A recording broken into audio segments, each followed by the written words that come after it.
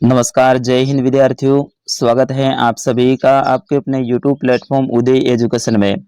विद्यार्थियों, आज के इस वीडियो में लेके आया हूँ वार्षिक परीक्षा सत्र 2024 की दृष्टि से इम्पोर्टेंट कक्षा 7वीं का विज्ञान विषय का पेपर, जो कि आपके आने वाले वार्षिक परीक्षा की दृष्टि से अति महत्वपूर्ण रहने वाला है और आप सभी विद्यार्थियों के लिए वरदान साबित होने वाला है। तो आपसे निवेदन रहेगा, वीडियो को अंत तक देखिएगा, वीडियो को लाइक और चैनल को सब्सक्राइब जरूर कर दीजिएगा। विद्यार्थियों, ये पेपर पूरा आपके लिए रियल पेपर साबित होने वाला है और पूरा पेपर में उत्तर सहित आपके लिए लेकर आया हूं। तो बिल्कुल ऐसा पेपर आपको कहीं पे भी देखने को नहीं मिलने वाला है और आप इस वीडियो को अंत तक देख लेते हैं तो अच्छे से आपकी तैयारी हो जाएगी। चलिए बढ़ते हैं पहले प्रश्न की ओर। पहला प्रश्न, प्रकाश संश्लेषण प्रक्रिया के लिए आवश्यक घटक नहीं है। आपको बताना है प्रकाश संश्लेषण प्रक्रिया के लिए कौन सा घटक है वो आवश्यक नहीं है, यानी कौन सा इनमें से घटक है वो आवश्यक नहीं है। जैसा पहला ऑप्शन है क्लोरोफिल, दूसरा है सूर्य का प्रकाश, जल या ऑक्सीजन। तो विद्यार्थियों, प्रकाश संश्लेषण में ऑक्सीजन की कोई आवश्यकता नहीं होती है, तो इसलिए अपना सही आंसर है वो ऑप्शन नंबर द रहेगा सही उत्तर। फिर उसके बाद में अगला प्रश्न है प्रश्न संख्या 2, एक कोशिकीय जीव है, गाय, बकरी, अमीबा, खरगोश। तो विद्यार्थियों, एक कोशिकीय जीव है वो कौन सा है? अमीबा है। तो ऑप्शन नंबर स रहेगा इसका सही आंसर अमीबा। अमीबा क्या है? एक कोशिकीय जीव है। फिर उसके बाद में अगला प्रश्न है प्रश्न संख्या 3, रेशम कीट पालन कहलाता है। रेशम कीट पालन क्या कहलाता है? तो विद्यार्थियों, ये सेरिकल्चर कहलाता है। कौन सा? रेशम कीट पालन। तो ऑप्शन नंबर ब रहेगा इसका सही आंसर। चलिए अगला प्रश्न है, जल धारण क्षमता सबसे अधिक होती है। जल धारण क्षमता सबसे अधिक कौन सी मिट्टी में होती है, ये आपको बताना है। तो इसका सही आंसर होगा ऑप्शन नंबर ब, मृदमय मृदा। यानी मृदमय जो मृदा होती है इसके अंदर जल धारण करने की क्षमता अधिक होती है।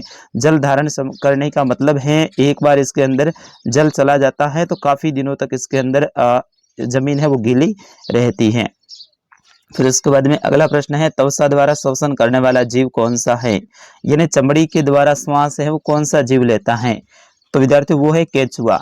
और ये केचुआ है, इसको किसान का मित्र भी बोला जाता है, ठीक है ना। तो ये क्या करता है? चमड़ी के द्वारा यानी त्वचा के द्वारा अपना श्वसन यानी श्वास लेता है। फिर उसके बाद में अगला है कि पादपों में जल का परिवहन होता है। तो पादपों में जल का परिवहन जाइलम के द्वारा होता है। किसके द्वारा होता है? जाइलम के द्वारा होता है। तो ऑप्शन नंबर अ रहेगा इसका सही आंसर। फिर उसके बाद में बढ़ते हैं अगले प्रश्न की ओर। अगला प्रश्न है प्रश्न संख्या 7, रिक्त स्थान की पूर्ति कीजिए, यानी खाली जगह को भरना है। तो इसमें पहला देखिए, क्योंकि हरे पादप अपना खाद्य स्वयं बनाते हैं इसीलिए उन्हें स्वपोषी कहते हैं। क्या कहते हैं? स्वपोषी। तो यहाँ पे आपको लिखना है स्वपोषी, ठीक है ना। यहाँ पे देखो उत्तर भी मैंने पीछे लिख रखा है। फिर उसके बाद में अगला है, मानव शरीर की सबसे बड़ी ग्रंथि का नाम यकृत है। क्या है? यकृत। ये सबसे बड़ी ग्रंथि होती है अपने मानव शरीर में। फिर उसके बाद में अगला है कि अमीबा अपने भोजन का पाचन खाद्यधानी से में करता है। कौन से में करता है? खाद्यधानी में। और फिर उसके बाद में अगला है कि रेशम फाइबर प्रोटीन से बने होते हैं। किससे बने होते हैं? प्रोटीन से। तो यहाँ पे प्रोटीन आपको लिखना है। फिर उसके बाद में अगला है कि ताप को डिग्री सेल्सियस में मापते हैं, ठीक है ना, सेल्सियस में। तो यहाँ पे सेल्सियस आपको भरना है। फिर उसके बाद में अगला है प्रश्न संख्या 8, निम्नलिखित कथनों में से सत्य और असत्य कथनों का चयन कीजिए, यानी सही और गलत का चुनाव आपको करना है। तो पहला है इसमें कि सूर्य से हम तक ऊष्मा संवहन प्रक्रम द्वारा आती है, ये असत्य बात है। फिर उसके बाद में अगला है कि सभी गर्म पिंड विकिरणों के रूप में ऊष्मा विकिरित करते हैं। बिल्कुल सही बात है, क्योंकि सभी पिंड होते हैं ना वो विकिरणों के द्वारा ही ऊष्मा को दूसरी जगह तक पहुंचाते हैं, यानी विकिरित करते हैं। फिर उसके बाद में अगला है कि थर्मोमीटर को पढ़ते समय पारे का तल दृष्टि रेखा की सीध में होना चाहिए, ये भी सत्य बात है, ठीक है ना। फिर उसके बाद में अगला है कि प्रत्येक व्यक्ति का तापमान सामान्य ताप है वो 37 डिग्री होता है, ये असत्य है, क्योंकि प्रत्येक व्यक्ति का जो सामान्य ताप है वो 37 डिग्री नहीं होता है, ठीक है ना। तो इसलिए ये असत्य हो जाएगा। और अंतिम है इसमें कि सर्दियों में सूती वस्त्र हमें गर्म रखते हैं, ये गलत है, क्योंकि सर्दियों में सूती वस्त्र हमें गर्म नहीं रखते हैं, वो ऊनी वस्त्र होते हैं। कौन से होते हैं? ऊनी वस्त्र। अगर ऊनी होता तो वो सही होता, सूती वस्त्र तो ये गर्मियों में अपन को ठंडा रखते हैं। फिर उसके बाद में अगला है, भौतिक परिवर्तन किसे कहते हैं। तो इसका सही आंसर होगा वह परिवर्तन जिसमें किसी पदार्थ के भौतिक गुणों में परिवर्तन हो जाता है, भौतिक गुण कहलाता है। यानी वह पदार्थ का वह भौतिक गुण जिसमें उसके अंदर परिवर्तन हो जाता है तो वो भौतिक परिवर्तन कहलाता है। फिर उसके बाद में अगला है, समझाइए कि मृदा कैसे बनती है। आपको बताना है कि मिट्टी कैसे बनती है। तो इसका सही आंसर होगा पवन, जल, वायु की क्रियाओं से शैलों, चट्टानों के टूटने से मृदा का निर्माण होता है। इस प्रकार शैलों के कारण ह्यूमस का मिश्रण मृदा कहलाता है।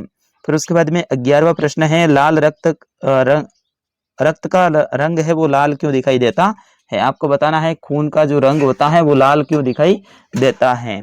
तो लाल रक्त कोशिकाओं में उपस्थित लाल वर्णक हीमोग्लोबिन के कारण रक्त का रंग है वो लाल दिखाई देता है। यानी हीमोग्लोबिन होता है उसके अंदर लाल वर्णक होते हैं, वो क्या करते हैं, खून को लाल करते हैं। अगला प्रश्न है, विद्युत धारा के किन्हीं दो प्रभावों के नाम लिखिए। तो पहला है विद्युत धारा का तापीय प्रभाव और दूसरा लिखोगे आप विद्युत धारा का चुंबकीय प्रभाव। तो विद्युत धारा के दो प्रभाव आपको लिखने हैं, तो विद्युत धारा का तापीय प्रभाव और दूसरा क्या लिखोगे, विद्युत धारा का चुंबकीय प्रभाव। फिर उसके बाद में अगला है कि उत्तल तथा अवतल लेंसों में दो अंतर बताइए। तो उत्तल लेंस ये किनारों की अपेक्षा 20 में मोटे होते हैं, जबकि अवतल लेंस ये 20 की अपेक्षा किनारों पर मोटे होते हैं। ये वास्तविक प्रतिबिंब बना सकते हैं, जबकि ये सदैव आभासी प्रतिबिंब बनाते हैं। फिर उसके बाद में अगला प्रश्न है, प्रश्न संख्या 14, समझाइए कि भौमजल की पुनः पूर्ति किस प्रकार होती है। आपको बताना है कि भौमजल की पुनः पूर्ति है वो किस प्रकार से होती है। तो वर्षा का जल अन्य स्रोतों जैसे कि नदियों, तालाबों का जल मृदा से रिसकर भूमि के नीचे गहराई तक रिक्त स्थानों और दरारों में भर देता है। भूमि में जल का रिसाव अंतःशोधन कहलाता है। अतः इस प्रक्रम द्वारा उपयोग किए गए भौमजल को पुनः पूर्ति हो जाता है। फिर उसके बाद में बढ़ते हैं अगले प्रश्न की ओर। अगला प्रश्न है प्रश्न संख्या 15, अपघटक किसे कहते हैं, इनमें से किन्हीं दो के नाम लिखिए। यह वन में क्या करते हैं। तो अपघटक पादपों तथा जंतुओं के मृत शरीर को ह्यूमस में परिवर्तन करने वाले सूक्ष्म जीव अपघटक कहलाते हैं।